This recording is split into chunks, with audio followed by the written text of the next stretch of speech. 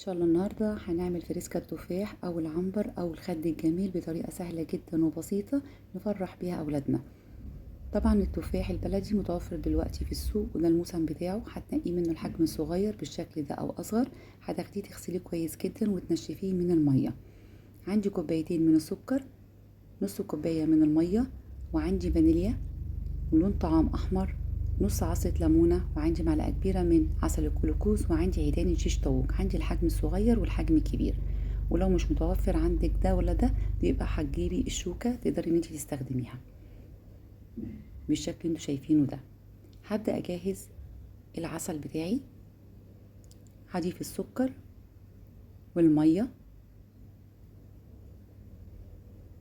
والليمون وعسل الجلوكوز. عسل الجلوكوز بيدي قرمشة حلوة قوي للفريسكا وبيديها لون حلو، ولو كترتي منه بتخليها طرية، فخلي بالنا ما تكتريش منه، ولو مش متوفر عندك يبقى ما تستخدمهوش. ورشة من الفانيليا، وهبدأ ان انا اقلبه من النص ما تجيش على الاطراف، وهاخده هرفعه على النار.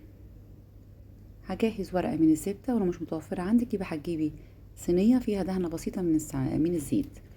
هتبدأي تشيلي الأطراف كده عشان ما تأذيش ولادنا وأثناء ما بياكلوا الفريسكا، وهشكلها كلها بالشكل اللي انتوا شايفينه ده، وكده أصبحت معايا جاهزة.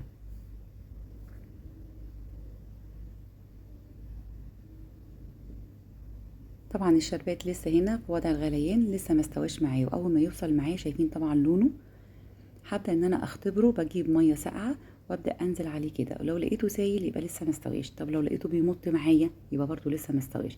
يستوى معايا امتى؟ لما اجي اضغط عليه بلاقيه انه جمع واتكون معايا زي بلورات كده من الزجاج. بصوا لما اجي اضغط عليه الاقيه جامد معايا. دي مرحلة، دي كده وصل لمرحلة السوا. خلي بالنا كويس جدا ما سويش فيه كتير على النار، علشان ما اجيش وانا باكل الاقيه بيلزق في اسناني، عشان انتي كده سويتيه كتير، فخلي بالنا كويس جدا. هبدأ اضيف اللون الاحمر واطفي النار عليه، وكده عندي استوى. هبدأ اجيب التفاح وهنزل بقى بالشربات، باخده بصوا لفة واحدة، ما تكتريش اكتر من لفة علشان تبقى طبقة الكراميل تكون خفيفة تقدر معاكي تقطم وتبقى فيها قرمشة حلوة. وهشكلها كلها بالشكل ده. في خطوة تانية ديت هبدأ ان انا اشكلها. الخطوة الاولانية اما جيت صفيت التفاحة لقيتها عاملة زي طبقة من تحت زي الفنجان. لو انتي مش عايزه الطبقه دي يبقى خليكي في الخطوه دي. الخطوه دي باخده بصفيه كويس جدا، وباجي على اطراف الحله بالشكل ده، بشيل كل الزياده من العسل، تبقى فاضله معايا تفاحه بس من غير ما تعمل معايا طبقه زي الفنجان من تحت. هشكل كل الكميه وهوريها لكم. ودي الكميه كلها عملت حوالي 12 واحده من الفريسكا بكميه السكر اللي انا ضفتها. وبكده شايفين اول طبقة انا عملتها، لان صفيت منها ونزلتها عامل زي طبقة كده زي فنجان اللي قاعدة كده. وديت التانية اللي انا صفيتها على اطراف الحلة من فوق، ما عملتش غير شكل تفاحة بس. في اي خطوة من دول عايزة تديهم شكل من دولت استخدميه.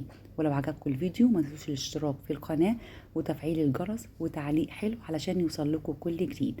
سهل وبسيط، ما خدش مننا وقت، وولادنا بياكلوه من الصيف للصيف. ورب يكون عجبكم.